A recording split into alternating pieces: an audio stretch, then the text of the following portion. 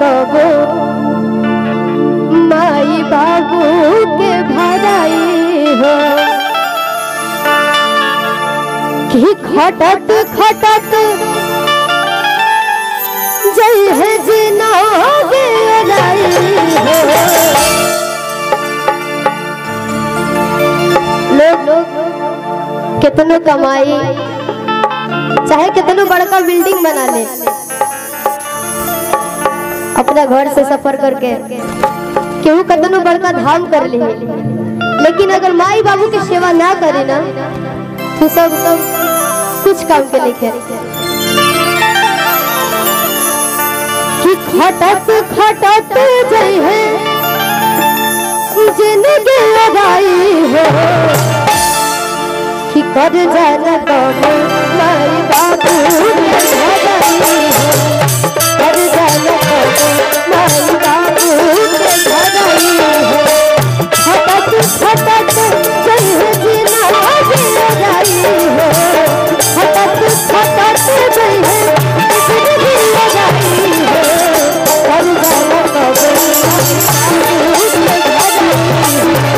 कर जाना कबो माई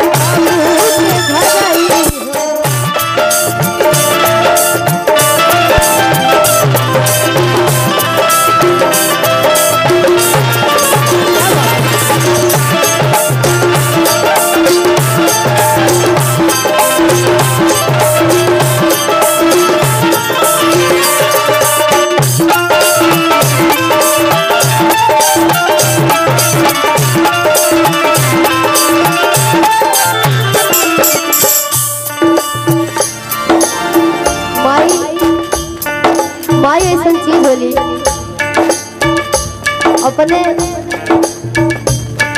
एक टाइम के खाना ना खाया, एक दिन उपासे रह जाए, लेकिन वो कबो अपना बाल बच्चा के दुखी चाहे भूखा पेट ना सुतावे ले, कहीं से ना कहीं से व्यवस्था करिए देवे ले।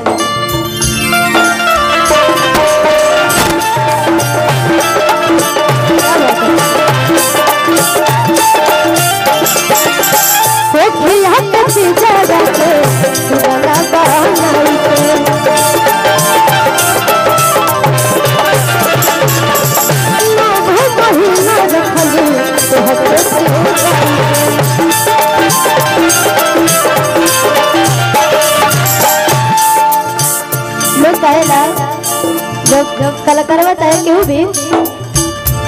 कोनो प्रॉब्लम में होखेला तो कहेला सर अरे माई, मतलब कहीं भी चोट लागेला तो माई के याद आवेला। देखो ऐसे ही मंच पर गोल रही जा तो एंकर भैया को बोली बात, लोग माई माई काहे करेला, कहे से कि माई समझने के 9 महीना ज्यादा रिश्ता रहेला। कोठी हम कोठी ज्यादा तो बना सारा माई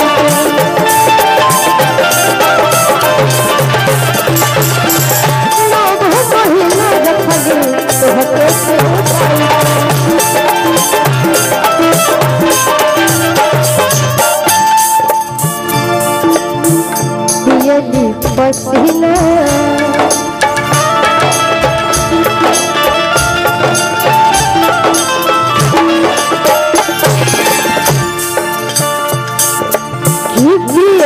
पसीना तो हके बेनिया जलाई हो,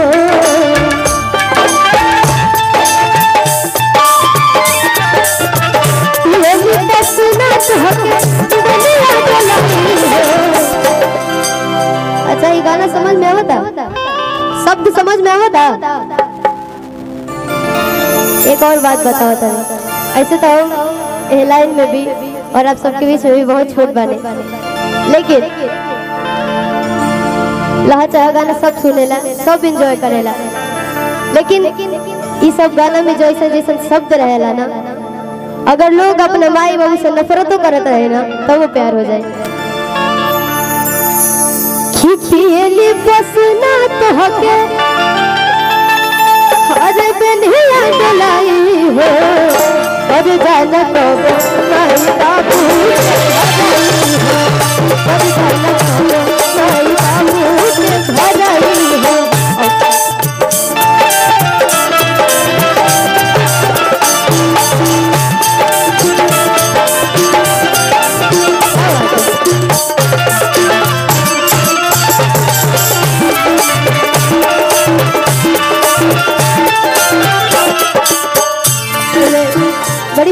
धुन भैया गाई ना जाए।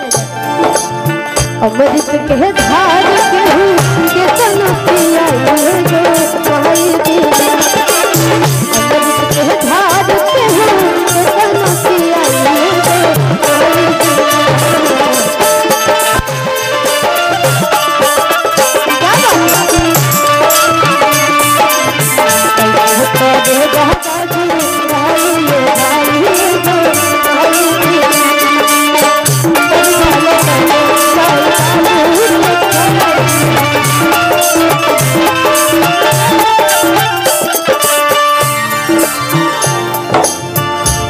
अभी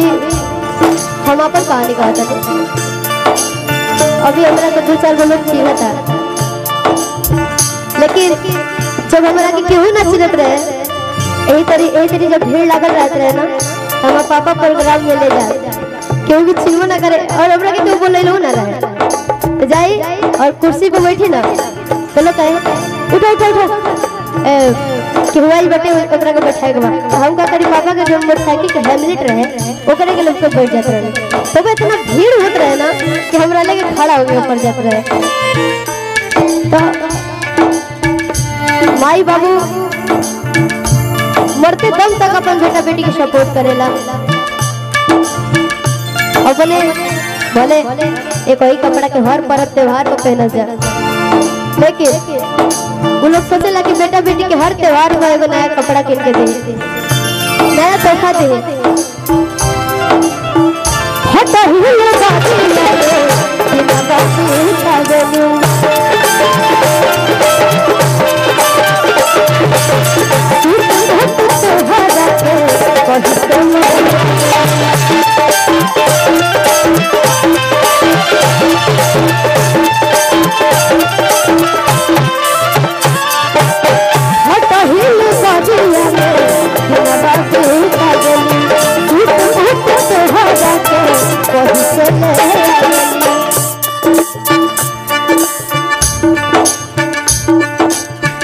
सही सही पीड़ा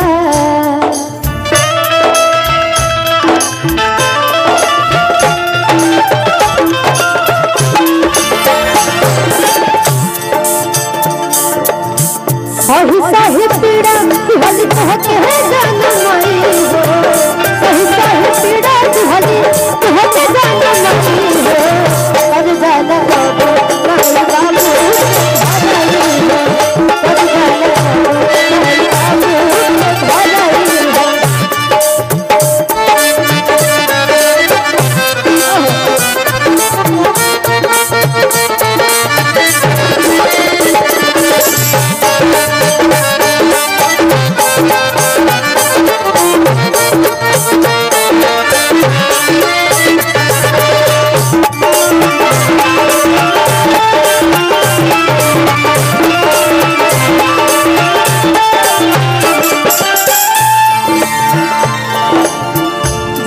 बाबू बा वो दुनिया का सबसे अमीर आदमी बा, लेकिन जेकर माई बाबू नहीं थे ओकरा के लोग कहेला ये अनाथ हटे। किस्म किस्म के ताना सुने के मिलेला। हाँ हाँ ए भैया मिली नहीं